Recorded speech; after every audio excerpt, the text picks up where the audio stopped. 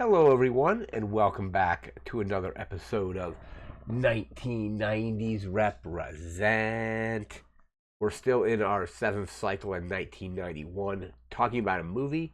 In this episode, we're talking about New Jack City, just a great crime movie about the kind of. I think it's set in 1986 through like 1990. There's a couple time jumps there, but it's just a great movie with Wesley Snipes, one of his best roles. This plays a great villain in this film. Nino Brown is the character he plays. Basically, a New York drug lord, and he's got some great lines in this movie, and is just incredible in the role. I have some notes here about this. We're gonna get to the notes, and then we'll get to the plot and all that. Just open my notebook up here. All right, so New Jack City was released March 8th, 1991. I think it premiered at Sundance like a couple months before that, but the main release was March 8th of that year. I didn't see this in theaters until like 2022, I want to say it was. It may have been 2023, but I've seen it on like HBO or something like that back in like the 90s. But a few years back, there's a local theater I think they were doing it for Black History Month, and it was all 90s movies that had really great soundtracks. So I think I ended up seeing two movies for that series. One of them was New Jack City, and I believe, if I remember correctly, the other one was Belly, which we talked about on the 1998 series. But yeah, the soundtrack to this movie is incredible. It just adds a whole nother element to the film. It's just got a killer soundtrack. I'm actually just gonna bring that soundtrack up really quick here. I have that pulled up. So yeah, the soundtrack is just great. We're just gonna go through the track list here pretty quick. We have Ice-T. He is in the movie, but he's got a song in this movie called New Jack Hustler. Then you've got Christopher Williams with I'm Dreamin'. You've got Guy with New Jack City. Johnny Gill, I'm Still Waiting. Keith Sweet with There You Go, telling me no again. You have Danny Madden doing Facts of Life. You have Troop and Levert with featuring Queen Latifah, which is For the Love of Money, Living for the City, and that is like the opening credits, I believe. You have Color Me Bad with I Wanna Sex You Up. You have Essence with Lyrics to the Rhythm. You have FS Effect with Get It Together. Black is a Force. And then you have Two Live Crew with In the Dust. So just a great soundtrack to kind of accompany this movie. Like the music adds a whole nother element, like I said earlier, to the film. It's all early 90s, just kind of like rap, R&B. I don't know if any of it was from the 80s because the movie does start off in 1986. It does a time jump to 1989. And I think it's like in the movie, it's like New Year's 1989. So I think the rest of the movie after that takes place in like 1990. But aside from the soundtrack, some more stuff here about it. It had an $8 million budget, and it ended up grossing like $46.5 million off that $8 million, which is pretty good. And apparently, it was the highest grossing independent film of 1991. Not the overall highest grossing film, but the highest grossing film from an independent film studio, which is pretty impressive. Apparently, I didn't know this until doing my research for this video. This was adapted into a stage play, and I don't think it's playing anymore. But they did a stage play about the film, and let me actually just bring up the cast because I believe one of the cast members actually reprises their role. Yeah, so Alan Payne came back for that play to play G Money, who's basically Nino's like best friend in the movie, kind of his right hand man. He kind of starts slipping toward the end of the movie, but yeah, that actor came back for the stage play of this. Apparently, this was also originally written to be The Godfather Part 3. I think they obviously changed stuff up to make it, and then they went a different direction with The Godfather 3.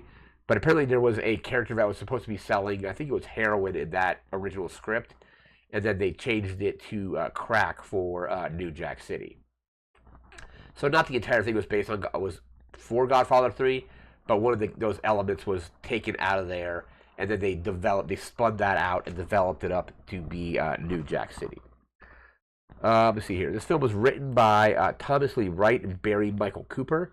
Barry Michael Cooper, we did a film that he had wrote on when he did Above the Rim in our last cycle. So he wrote that as well, which we did earlier back for the last cycle through of 1994. This is directed by Mario Van Peebles. He also stars in the film. He doesn't have a whole lot of scenes, but he plays I think it's like a detective, or he's like a police officer. Stone is his name, and he's the one that recruits Ice-T and Judd Nelson to try to take down Nino Brown. Some great. One of my favorite scenes in this movie is there's a scene after they do the police do a huge raid on the apartment complex that they've taken over, and they basically have to kind of shut down operations. And Nino Brown is obviously pissed off about this, and he's basically blaming everybody for the problems. He goes up to G Money, and he's like, "This happened on your watch. Like, how could this happen?" G Money stands up, and then Nino Brown, he's actually pulled I think it's like a dagger out of his cane at this point. But the open part of the cane, he just holds it up to him. He holds it up like against G Money's chest. And he's like, "Sit your $5 ass down before I make change." Just one of the best lines in the film. A great little insult as well. And then he stabs the guy next to him. Speaking of the cast, we're just going to take a quick glance at the cast here. It's got a great cast. So obviously Wesley Snipes plays Nino Brown. You have Ice-T as Detective Appleton. Alan Payne plays G Money. Chris Rock is in this, a very young Chris Rock playing Pookie, or Benny Robinson, but Pookie is his nickname. You have Judd Nelson as Detective Peretti. Mario Van Peebles as Detective Stone. You have Michael Michelle as Selena Thomas. Bill Nunn as the Dada Man, the Man. He's kind of got a speech impediment. Same actor who played, I think it's Radio Raheem in Do the Right Thing, just a great Spike Lee movie. He also plays, what's the character's name? I think it's, if I can pull up to it here, it is on his, Joe Robertson in the Sam Raimi Spider-Man film, so he's in this. Russell Wong is in this. Bill Cobbs, absolutely love Bill Cobbs, pretty much in everything. And you have Christopher Williams. Just a great overall cast. Flavor Flav makes a couple cameos in the movie as well from Public Enemy. Just a great cast. We're now going to jump into our plot of this film. So I believe the movie starts off in I think it does it's current time, a time reverse to 1986, and then a time jump to 1989. It takes place kind of out of order a little bit. Beginning of the movie, you have the man holding this guy above the bridge. Him and Nino Brown are basically talking to the guy, and then Nino Brown's like, "See ya, what do you want to be?" And they drop him into the water.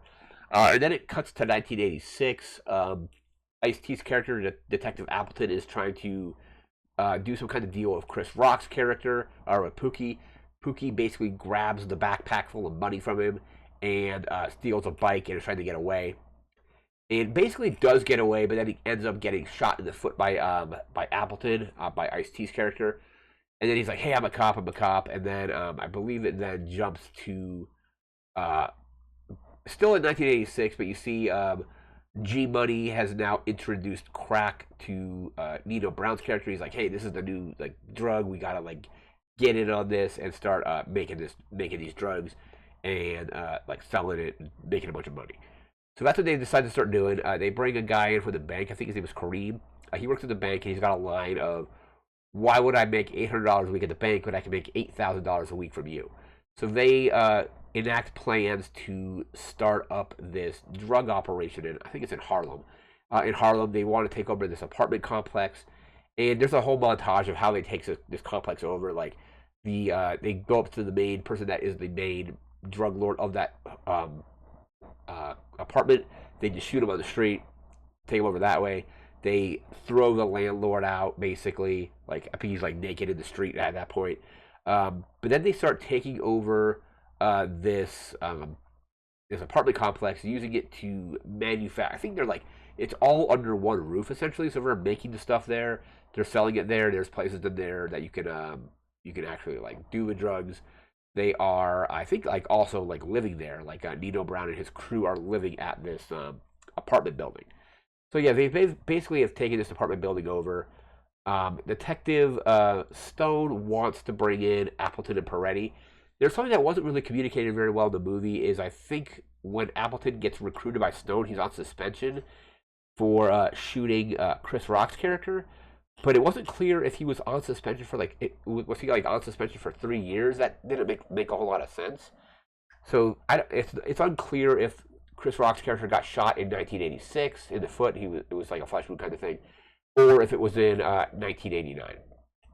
But anyway, the commissioner, I think, eventually lets Stone, who's played by Mario Van Peebles, get the two police officers that he needs. That is Peretti, that's Judd Nelson character, and Appleton, which is Ice-T. It's so they have kind of the buddy cop elements where they don't necessarily like each other, at least at first. But then they see Chris Rock's character is now completely strung out. Nino Brown and his crew are handing out turkeys to the poor, obviously trying to get the public on their side to kind of very like organized crime style. So you can kind of see how there was maybe elements from what would have been a mob movie if they were writing for The Godfather with this. But they take Pookie and they basically get him rehab. He goes through like a whole drug rehabilitation thing. And then they use him basically as an undercover agent or like to infiltrate Nino Brown's operation. They put a camera on his belt. They wire him for sound. So he's basically like a mole on the inside of Nino Brown's operation.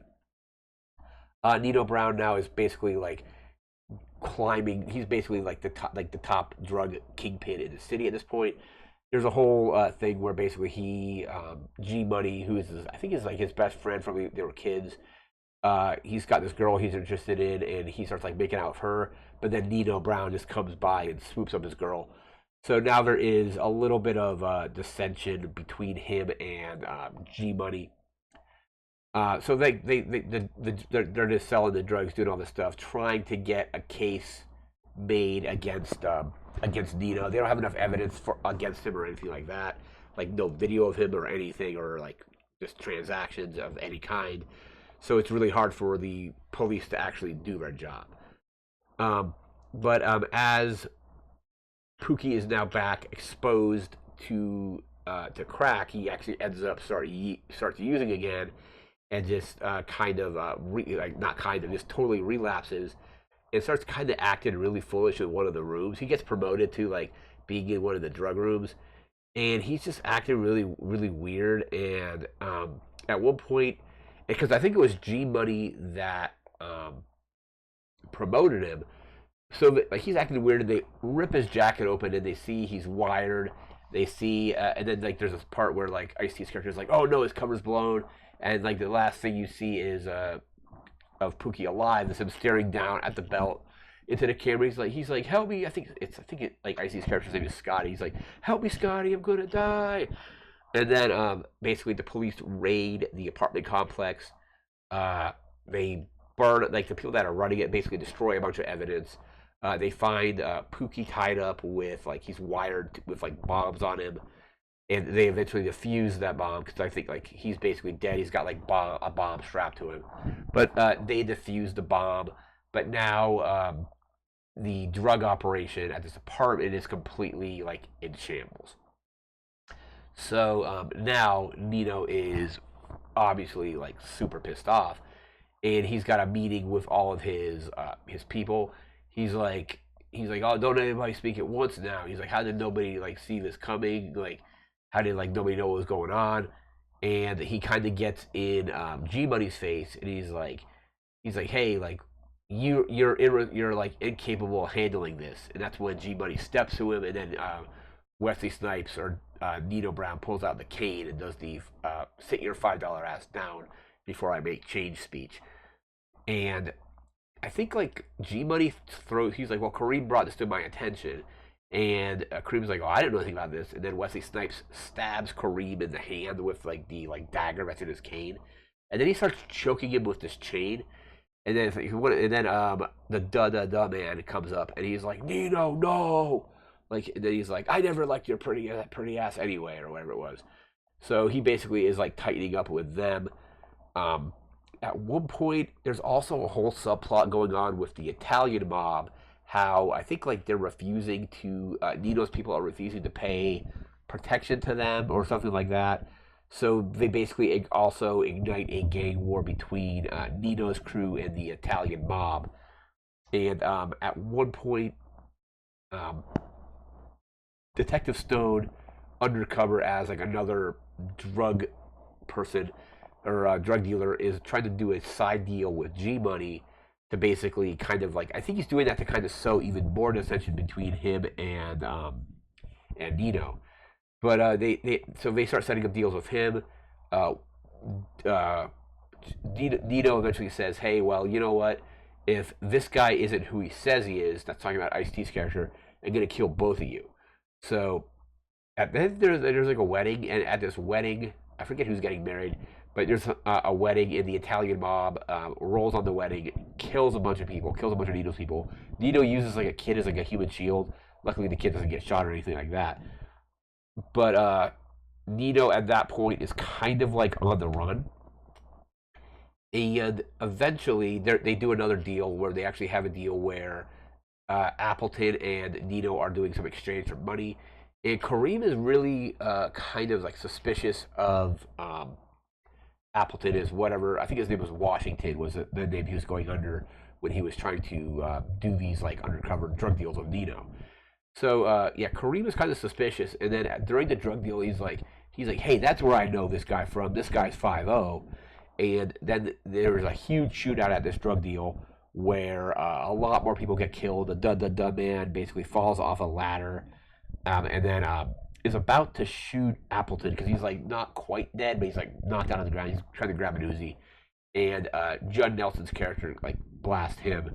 And then Nino rolls up to G Money at near the end of the movie, and he's like, "Hey, like it's basically like, sorry, I gotta do this, but you know what? Like, he's like, you lied to me, man." And so Nino kills G Money. Eventually, they do find out where Nino or when where Nino is staying. They arrest him, and they actually put him on trial. And he's like, "Well, I wasn't in charge of this. I think it's like the CMB, which is like I think the Cash Money Brothers is what their like gang is called." He's like, "Well, I was part of it, but like the person that actually like is the man behind the brains behind the thing is Kareem, who's sitting right over there, and he's in the courtroom too." So Nino throws him under the bus, completely lies. Like at one point, one important thing that was like a really cool reveal I forgot to mention is as Washington, Ice-T's character is talking to Nino, and Nino's talking about the time he got initiated into the gang and had to just kill a random person. He's like, "Oh yeah, I shot this lady. She must have been like a school teacher or something, and I just ran after that." But when they roll to Nino right before the movie ends and they catch up to him, he gets just beaten up by Appleton. And he's about to shoot Nino. And Judd Nelson is like, "Hey, don't throw your life away on this guy. It's not worth it." And then during the trial, Nino points out that Kareem is actually the one in charge, and that both the defense lawyer and the prosecution lawyer go up to the judge and they talk, and they agree on I think a reduced sentence for Nino Brown for like a year, to the point where you can just see kind of like Ice-T's characters like, "I should have just shot him when I had the chance," kind of thing. But then at the end of the movie, kind of like right when you think Nino's gonna get away with it, Bill Cobb's character comes up and he's like, "Idealator." He's like, your soul is required in hell," and shoots Nino Brown, killing him. Bill Cobb is this character in the film that shows up in a few scenes. He's kind of just concerned about the community. He's like talking to the police, and he has a few scenes, but it's kind of like a really cool reveal when like he shows up at the end of the movie, shoots Nino Brown, and then Nino Brown just falls off this balcony or this staircase in the courthouse and is dead. And that's basically where the movie ends. It's just a great like early '90s crime film. I highly recommend checking it out. My most recent rewatch of this, it was on Paramount, so I watched that. back, like not too long ago, but it was on Paramount. Don't know if it'll still be on there or not, and how they take stuff off and there all the time and what have you. But yeah, ended up watching it on, I believe it was Paramount is where I watched it. But yeah, it's just a fun movie. One of Wesley Snipes' best films. He's a great villain here. Obviously, a great villain in stuff like Demolition Man and stuff like that. But he definitely plays an incredible villain when he does, and that's no exception here. But that is going to do it for this video. We'll be back in a few days with our 1991 video game before jumping into 1992 and the rest of the decade. So yeah, that's going to do it for now. So thanks again for watching. Take care and have a good one. See ya.